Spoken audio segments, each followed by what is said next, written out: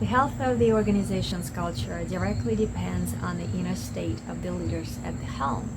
Stress and pressure of the external and internal challenges, dynamic situations directly impact our inner state or how we feel on the inside. We may not notice it now.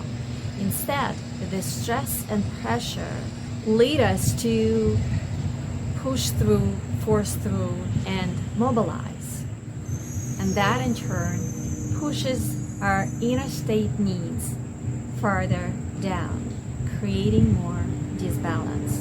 While mobilization of focus and mental and emotional resources is a great skill and personal trait that is even expected from leaders or any high performer or high achiever, we're not designed to be in this mobilized state for a prolonged period of time.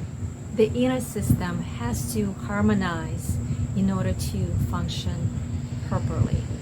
When our inner system is out of balance or in pain, when we are in this mobilized state for a prolonged period of time, we go into a locked up state.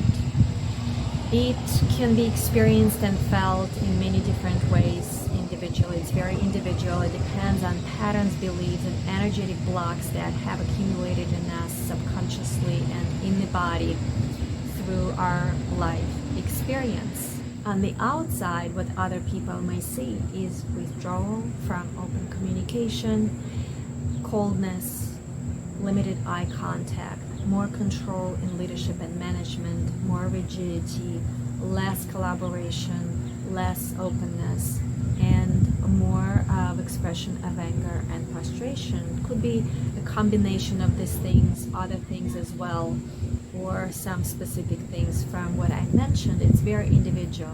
And with that, being in a locked up state, we're also projecting energy or the vibe that can trigger a sense of fear and threat in other people subconsciously and energetically. They may not realize it, and that in turn will also trigger their own protective response to that sense of threat or sense of fear. And that response can be expressed in many different ways: anger, frustration, resentment, resistance, lack of collaboration, lack of quality in work, lack of teamwork, friction and tension, and all kinds of ranges and permutation of this. And the culture of the organization begins to deteriorate. So, how do we fix this? How do we get out Step of the 1. locked up state? Listen to all thoughts and feelings that have accumulated on the inside. Explore these questions. How do you feel? What thoughts keep circulating? How do these thoughts make you feel? Step 2. Listen to the second and third layers of feelings about the situation. Explore these questions. How do you really feel?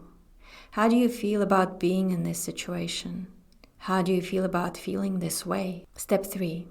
Heal and release the energy of these feelings and thoughts from your system. Step 4. Restore your sense of self, the amazing you. Each step has its own magic and transformational power. Steps 2 and 3 help you to really feel the impact of the situation on you and how much weight you have been carrying. Steps 3 and 4 blend into a remarkable journey filled with discovery, practice, shifts, relief, healing, and transformation.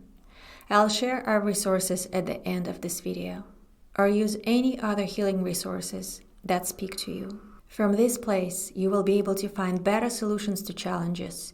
You'll be projecting better, healthier, happier energy, the vibe, that will ripple through to happier team members, better teamwork, better contribution, and your ship will begin to turn around.